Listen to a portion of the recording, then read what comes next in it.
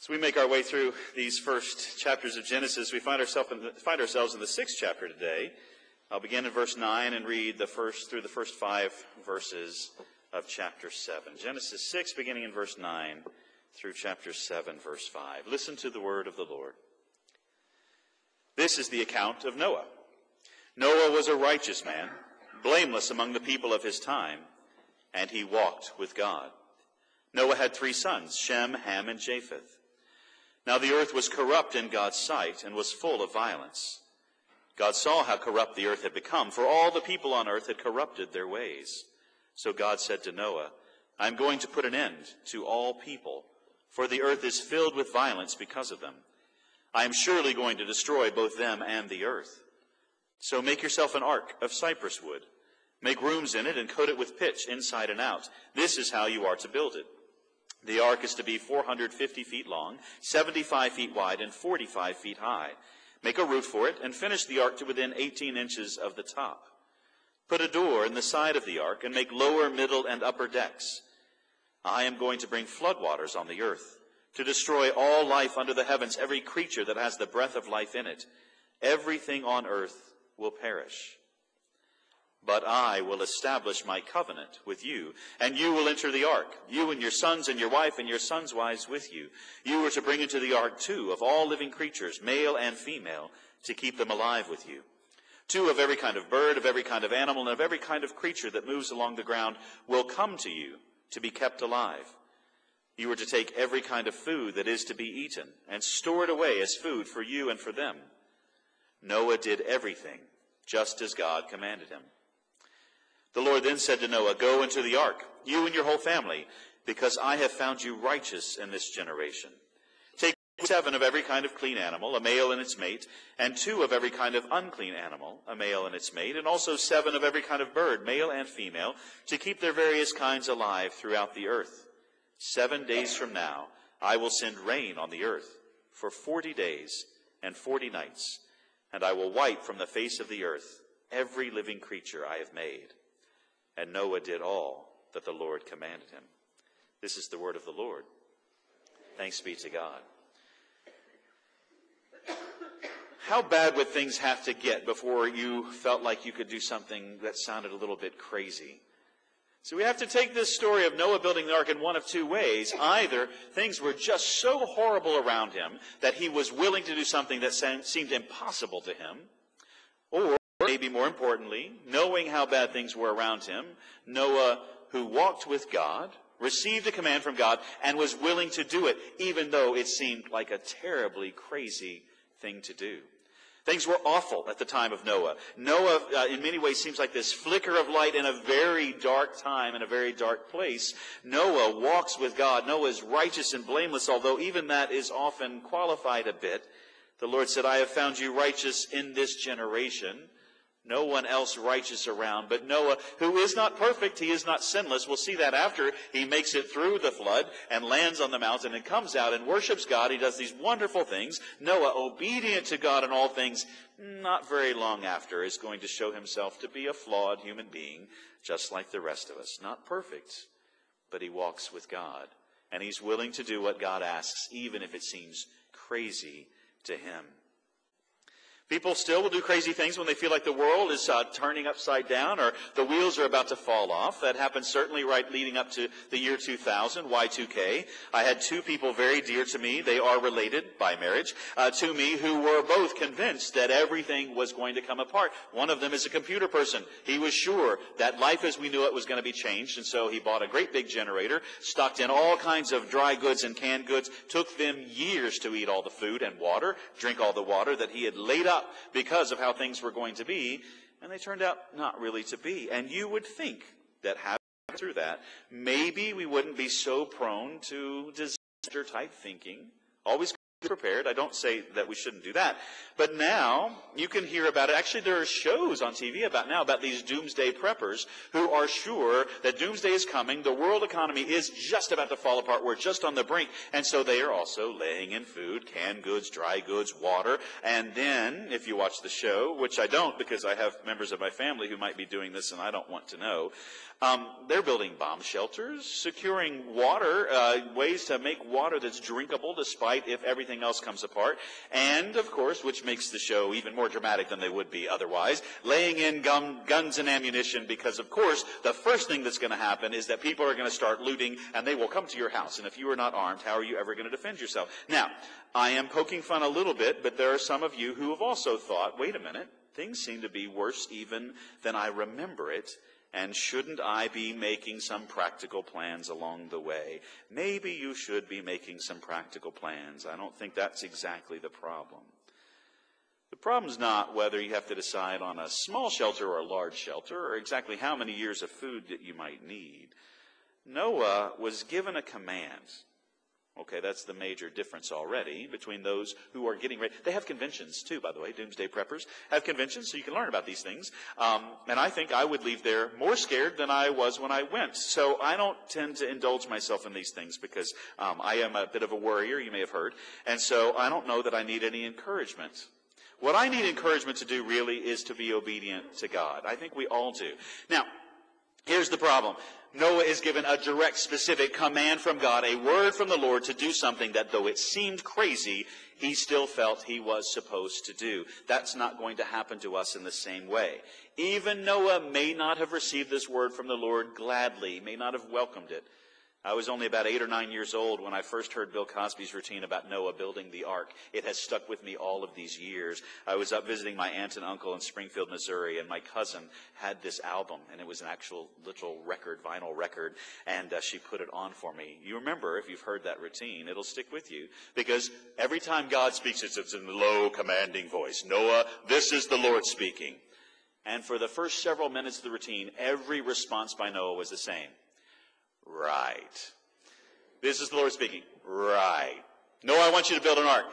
Right. Noah, you can picture him looking around. That's the wonder of getting to hear this and not see it. I can't get to see what Bill Cosby's doing on stage, but I can hear that Noah does not believe that the Lord is speaking to him, does not believe there's going to come a flood. They've never seen a flood, does not believe he's really supposed to build an ark. That is how we would be if we were Noah. Right. World's coming to an end. All life is going to be destroyed, except for you, so build an ark. Right. Well, I tipped you off a little bit in the children's sermon. There are some commands from God that are specific and given to us directly that we are supposed to obey. Obedience is not necessarily high on the list today. And here's one of the problems with godly obedience that Noah had to learn. On Monday night in our survey of the Bible, we did Leviticus. We did all these rules and regulations, and I didn't help you very much because I didn't tell you what things really still counted for today and what didn't. But some of God's commands and some of God's instructions for living are still binding on us today, but you will find that almost nobody out there in the world, and many of us within this building, don't necessarily think that God could really mean that, or he didn't mean it in that way, and maybe that's not exactly, the clear words of Scripture maybe aren't so clear. Here's the tricky thing about obedience, at least divine obedience. Obedience to God. It doesn't always make sense until you do it. Some of the ways in which God tells us to treat one another don't always make sense until we obey. Many of you know one of my favorite books, or at least, no, okay, that's not true. I've got this wonderful book on my shelves that I have not read, but I love the title. And the title's enough for me because I've read a bunch of other stuff this guy has written. He's talking about faith as a long obedience in the same direction. That's all he had to do was write the title for me. A long obedience in the same direction. But obeying God in ways that don't make sense only seem to make more sense once we actually go about and do them. So from the big to deciding I am not going to live my life the way that I want to live it. I am going to give my life to God so that I may live in a way that pleases him. That is crazy talk. We don't want to do that. And it makes no sense until you decide, okay, I am going to follow Jesus. I am going to make Christ the center of my heart and life. Though it seems crazy, I'll try that. From then on, the commands sometimes seem crazier, but may make more sense the more we do them. Love one another as you love yourself. Doesn't sound like a great plan. I might get hurt if I do that. I might be mistreated if I do that. Turn the other cheek. In America, in the 21st century, are you kidding me? Turn the other cheek. Well, you know what happens if you turn the other cheek. Instead of getting hit once, you're going to get twice. That doesn't sound like a good command to me. Love those who persecute you. Pray for those who are your enemies. I'm not so sure that sounds so good. Put up with one another. Put others' interests ahead of your own. Now that's a countercultural command if you ever heard one. That's Paul talking, but that's God's word to you and to me. Don't consider yourselves more important than others, but instead consider others more important than you and put their interests ahead of your own. Many of us can manage to do that as parents, sometimes as spouses, rarely in other areas of our life, but it's not a command that's so limited as we want to make it. Doesn't make sense until we do it. God says to Noah, I'm going to bring a flood. Noah doesn't know what that means. I'm going to destroy all the earth. Noah can't imagine what that would be like. But here's what I want you to do. Build yourself an ark. And it's going to be a big one. And it's going to take you a long time. But build this ark. And it's 450 feet long and 75 feet wide and 45 feet high. And here's what we know about Noah. When he was 500, he had 3 kids, Shem, Ham, and Japheth. When he was 600, he went into the ark. I hope he wasn't building that ark for 100 years, but it definitely took a long time. Years and years of work. Everyone around him not only thought him crazy, but the earth was filled with corruption and full of violence, and all the people on earth had corrupted their ways. They did not make this task easy on Noah. He's cutting down trees. He's trimming them out. He is trying to fit beams together that are just unimaginably long and hard and heavy and a difficult job to do. And he does it because he is faithful to God. He is obedient to God. Noah did everything just as God commanded him. Didn't make sense on day 1. Day 2, he was so sore he couldn't believe it, but he had to go and cut some more trees down and start making more beams and planks and things. And day, 3070, it's starting to make some more sense because probably the ark's coming together a little bit. Years down the road, didn't make sense. When the animals start coming to him 2 by 2, except for the ones he needed 7 of, and they show up, starting to seem strange, but maybe making sense. But as soon as God himself shut the door and the rains came down and the floodwaters rose, this obedience thing made a whole lot of sense to Noah. A couple of things that are strange along the way. Judgment is coming. God says that he is going to destroy all life, every creature that lives on the earth, everything that he has made. God has created it, and as we saw in chapter 1, he saw that it was good, and he saw that it was good, and he finally saw that it was very good, and almost immediately, everything that was good and very good starts turning in a horrible direction. And by the 3rd chapter of Genesis, Adam and Eve have committed the first sin, which the effects of which and consequences of which we've seen have gone throughout the entire human population. That's part of the reason for some of these long genealogies and things, to remind us that all this time sin is spreading through the world. And within a few generations, the whole earth is corrupt in God's sight. I think of corrupt in terms of politicians or other leaders and things, people who are being bought off to do things. This is obviously a different sense of corruption. This is where everything once good is now been tainted in some way. Nothing is working the way that it's supposed to. And the earth, once perfect and in perfect harmony among animals and other creatures, between people and one another, between people and God, now it has gotten to the point that the earth is full of violence, one of the effects of sin working its way through the world. And God said, I'm going to put an end to it all. Judgment is coming. Now we come to another difficult point. God's going to kill everything he made. He created everything. Now it's going to be the great decreation. Eventually we'll get to a recreation. But the decreation, he's going to tear everything apart. Why is that? Is God so very upset? Have people messed up so very badly that God said, I am tired of you and I wish I hadn't made you? That is actually the language we hear, isn't it? He repented of creating humanity. Is it that God is fed up? God is too frustrated? God has had it? Or is that to somehow give us an idea of what it is like when a holy God makes everything good and very good, and some of the creatures that he has made have now turned everything bad and worse, corrupt and full of violence?